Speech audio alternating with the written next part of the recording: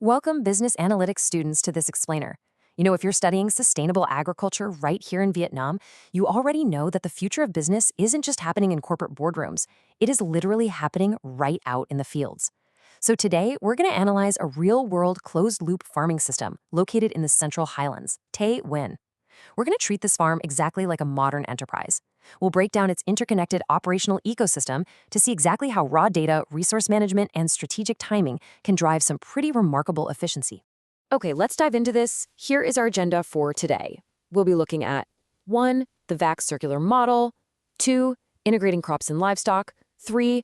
Estimating coffee yields, 4. Diversifying farm income streams, and 5. Seasonal resource optimization.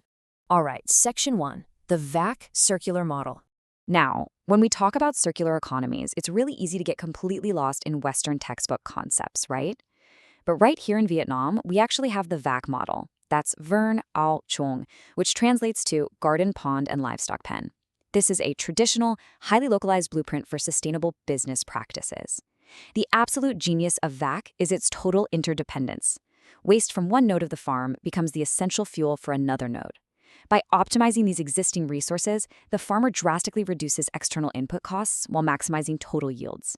It's really a perfect physical representation of closed-loop systems thinking. Moving on to Section 2, integrating crops and livestock. So, to see how this system integration actually works on the ground, we have to look at the first functional nodes, which are a flock of Hmong chickens and a recently expanded herd of 10 wild boars. And this brilliantly illustrates the financial power of the VAC model. Because think about it, in a traditional linear farming setup, a farmer basically bleeds capital on high-cost chemical fertilizers and commercial animal feed. But in this sustainable VAC system, those costs are practically gone.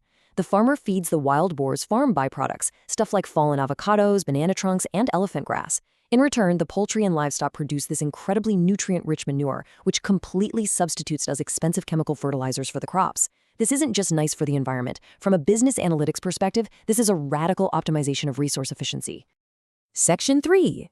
Estimating coffee crop yields. Now let's apply some practical analytics to the farmer's on-the-ground yield estimations.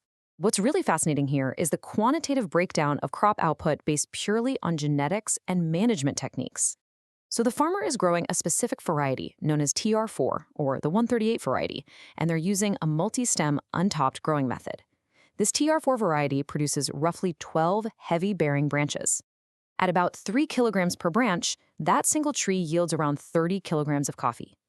Compare that to the older genetic variety right next to it, which only supports about 8 branches, for a total yield of 20 kilograms. By strategically selecting the TR4 genetic line, the farm increases its output by 50% per unit of land. That is a massive gain in baseline operational capacity. Section 4. Diversifying farm income streams. 15,000 VND. I want you to anchor our microeconomic sequence on this specific number. This is the per kilogram price point of soursop, or mango, sold directly at the farm gate. Now, while 15,000 VND might seem kind of small in isolation, let's look at the velocity of how that money actually moves. Because here is the soursop cash flow model in action. The farmer cuts about 10 kilograms of fruit per harvest from just a couple of active trees. But the real key here is the frequency. This happens every 10 days, meaning they generate 3 consistent yields per month. This gives the farm essential operating liquidity while they wait for that big annual coffee payout. But the analytics go even deeper than that. The farmer uses strategic pruning and targeted fertilization to intentionally stress the trees. Why? To force them to flower and bear fruit exactly in time for the Lunar New Year, Tet. By manipulating the biological schedule of the crop, the farmer is literally timing the market perfectly to capture premium holiday pricing. Talk about a brilliant real-world model of strategic market timing. And let's see how this intercropping strategy builds actual scale. Look, land is a finite resource, right? So to maximize the productive financial capacity of every single square meter, the farmer utilizes smart intercropping. By planting banana trees directly among the coffee crops, a single cluster can yield 5 to 7 bunches of bananas simultaneously. The bananas provide shade, their fallen leaves provide mulch, and they create an entirely separate revenue stream. And they do all of this without the farmer needing to acquire a single extra square meter of land. It is spatial optimization at its absolute finest. Finally, Section 5, Seasonal Resource Optimization. We have to address the external variables. Operating in tailwind means you are dealing with dynamic shifts between really harsh dry seasons and intense rainy seasons. So, the crucial point is how the farmer uses the environment itself as a no-cost operational lever to manage crop health. During the dry season, standard logic might tell you to keep a farm perfectly manicured. Instead, the farmer intentionally leaves the weeds and dry banana leaves right on the ground. Why? Because they act as a natural mulch. They retain critical soil moisture and protect the soil from evaporation.